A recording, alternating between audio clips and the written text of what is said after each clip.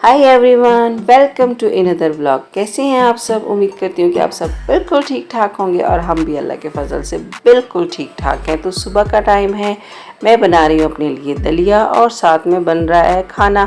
खाने में सबसे पहले मैं आटा गूंद रही हूँ, उसके बाद नाश्ता तैयार करूँगी।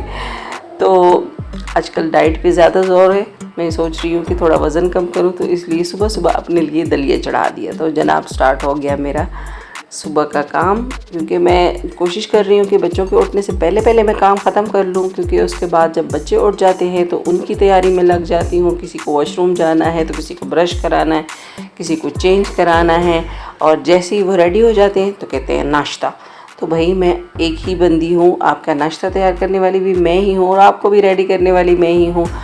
तो इसलिए मेरी कोशिश है कि मैं उनको ज़्यादा इंतज़ार ना कराऊं और जादू की छड़ी से नाश्ता फ़ौरन रेडी करके ले आऊं, यानी उनके जैसे ही रेडी हो जाएं तो उनके सामने नाश्ता तैयार होके आ जाए और उनको इंतज़ार ना करना पड़े। तो इसलिए फटाफट से बनने लगा है अब नाश्ता। और ये आटा मैंने थोड़ी देर रेस्ट पे इसलिए रखा था ताकि वो इस तरह से मुलायम वाली शेप में आ जाए।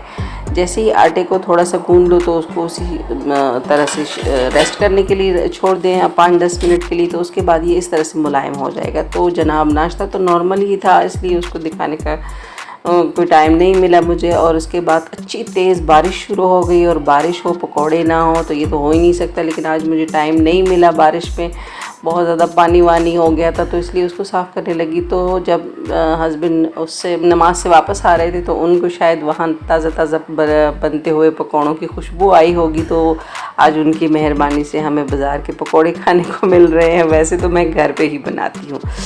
तो आज ये पकौड़े वाकई बहुत ज़बरदस्त थे, चटपटे थे, चाट मसाला भी डला हुआ था इसमें, और चाय भी हमने बहुत ही टेस्टी बनाई थी। वैसे भी चाय पार्टी वाले लोग हैं हम, यानी चाय लवर है, तो हम चाय बहुत ही मतलब शौक़ से बनाते हैं और अच्छी बनाते हैं।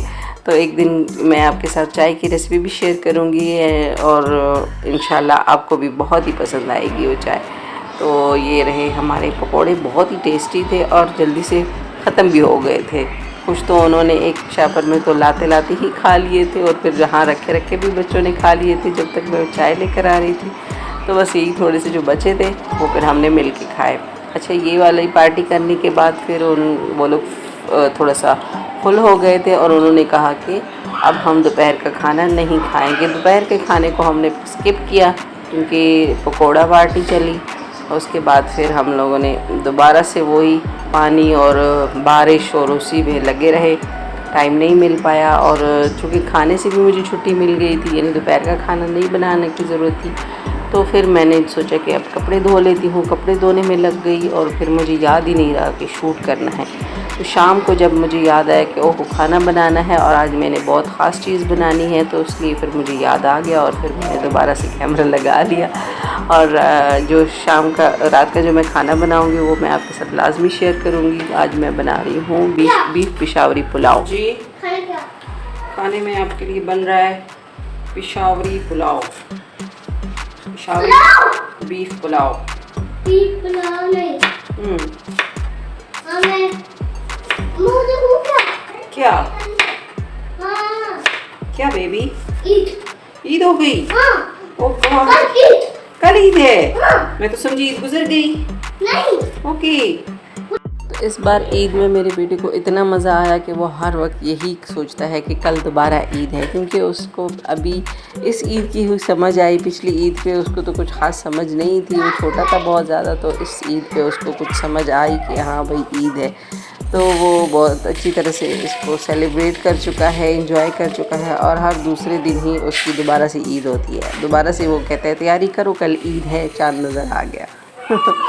तो यहाँ मैंने प्याज कट कर लिया है पुलाव के लिए, और इसको मैंने स्लाइस में काटा है, और साथ में मैं चावल का मेजरमेंट कर रही हूँ ताकि फिर पानी डालने में मुझे दिक्कत ना हो। जितने चावल होते हैं उससे 1 गिलास ज़्यादा पानी का डालना होता है, इसलिए मैं गिलास से ही चावल डाल रही हूँ। मैं तकरीबन 3 गिलास चावल डाल चुकी हूँ इसमें, और साथ में मेरे साथ इन लोगों ने भी पूरा हाथ दिया, यानी इन्होंने भी पूरा साथ दिया इसमें, ताकि क्योंकि वो उनको दोनों को बहुत अच्छा लगता है मेरे साथ हेल्प करना, और मैं उनको नहीं रोकती हूँ। लेकिन आपको पता है कि बच्चे साथ में लगे हों तो काम बहुत मुश्किल होता है, लेकिन मैं कहती हूँ कि नहीं चलो खैर है, उनको डिस्करेज ना किया जाए, ताकि वो एक्टिविटी में लगे रहें, कुछ ना कुछ करते रहें। तो बस दोनों मेरे साथ लगे रहे। जो सॉफ्ट काम होता है उसमें मैं उनको ज़्यादा रोक टोक नहीं करती हूँ, तो लगे रहते हैं। चूल्हे से तो दूर रखती हूँ, ऐसी चीज़ जहाँ से ख़तरा हो वहाँ से दूर रखती हूँ, लेकिन बाकी मैं उनको अपने साथ इंगेज ही रखती हूँ। तो यही मैंने अभी जो कढ़ाई में प्याज डाल दिया है, इसको मैं बहुत ज़्यादा ब्राउन नहीं करूँगी, बस थोड़ा सा ही ब्राउन करूँगी। और साथ में मैं ऑयल डाल रही हूँ। मैं आप अपने टेस्ट के मुताबिक अपने ज़रूरत अगर आप ज़्यादा इस्तेमाल करना चाहें, मैं ज़्यादा इसलिए नहीं इस्तेमाल कर रही हूँ क्योंकि एक तो जो गोश्त है ईद वाला वो ही मैं डाल रही हूँ, और आपको पता है कि काफ़ी अच्छी खासी उसमें भी चिकनाई होती है। जैसे जैसे वो पकता है उसमें चिकनाई ज़्यादा हो जाती है। तो ये मैंने उसमें चंद बोटियाँ रह गई थी, ये भी मैंने डाल दी। पहले सोचा कि नहीं रख दूँ, लेकिन फिर मैंने कहा नहीं, सारा ही डाल देती हूँ। पुलाव में गोश्त ज़्यादा हो तो अच्छा लगता है। और इसमें चूँकि चने भी डालेंगे और वो भी डलेगा, जो है ना गोश्त भी डलेगा, तो दोनों का फ्लेवर बहुत ही अच्छा आता है। ये रहे चने, ये फ्रीज़ हुए थे। साथ में मैंने टमाटर डाल दिए। प्याज मेरा ब्राउन हो चुका है खासा, और इसमें हरी मिर्ची भी मैं डालूँगी। आप हस्बे ज़ायका डाल सकते हैं अगर डालना चाहें। लाल मिर्ची मैं नहीं डालती हूँ, सिर्फ हरी मिर्ची ही डालती हूँ। और इसमें थोड़ी सी यखनी डाल के मैं इन टमाटरों को सॉफ्ट करूँगी। टमाटरों को मैंने सिर्फ 2 हिस्सों में काटा है ताकि वो अच्छे से नरम हो जाए, और उसका जो छिलका है वो मैं रिमूव कर दूँगी, क्योंकि मुझे ये चावल लाल लाल नहीं दिखाने हैं, लाल लाल नहीं बनाने हैं। बस सिर्फ टमाटरों का हल्का सा जो वो हल्की सी जो उसकी तुरशी होती है ना, वो डालूँगी। तो साथ में मैं टमाटर भी मेरे गल गए हैं, उनको भी मैंने अच्छी तरह से पीस लिया है। और अब इसमें मैं जो चने मेरे कुछ पिघले हैं कुछ नहीं पिघले हैं, वो भी मैंने डाल दिए हैं। इनको मैं मिक्स करूँगी, थोड़ा सा फ्राई करूँगी, और इनकी अब बुनाई हो चुकी है। उसके बाद मैं नए तरीके से हरी मिर्च काटने का तरीका बता रही हूँ, आप भी सीखिएगा, बहुत ही अच्छा तरीका है ये। मैं तो इसमें कामयाब ना हो सकी, मुझे हाथ से ही काटने पड़े। तो ये मैं डाल रही हूँ हस्बे ज़रूरत नमक, चूँकि इसमें पहले यखनी वगैरह में भी नमक डला हुआ है, तो इसलिए मैं नमक कम ही डाल रही हूँ, सिर्फ चावलों के हिसाब का डाल रही हूँ। चनों में भी पहले से नमक डला हुआ था और गोश्त में भी डला हुआ था, तो इसलिए मैं इसमें सिर्फ 1 ही चम्मच नमक जो है ना वो डाल चुकी हूँ। और अब मैं डाल रही हूँ पहले इसमें यखनी मेजरमेंट के साथ, ताकि ज़्यादा ना डल जाए। तो यखनी पूरी हो गई थी, ज़रूरत नहीं पड़ी दूसरा पानी डालने की। अगर यखनी कम हो तो आप दूसरा पानी भी ऐड कर सकते हैं। तो मुझे तो ज़रूरत नहीं पड़ी, क्योंकि मेरे 3 गिलास वो थे चावल थे, और 4 गिलास मुझे इसमें यखनी डालनी थी, और मेरे 4 गिलास पूरे हो चुके थे। और फिर साथ में मैंने सैलेड भी तैयार किया था। इसको सेट किया है मेरे बेटे ने, बड़े वाले ने।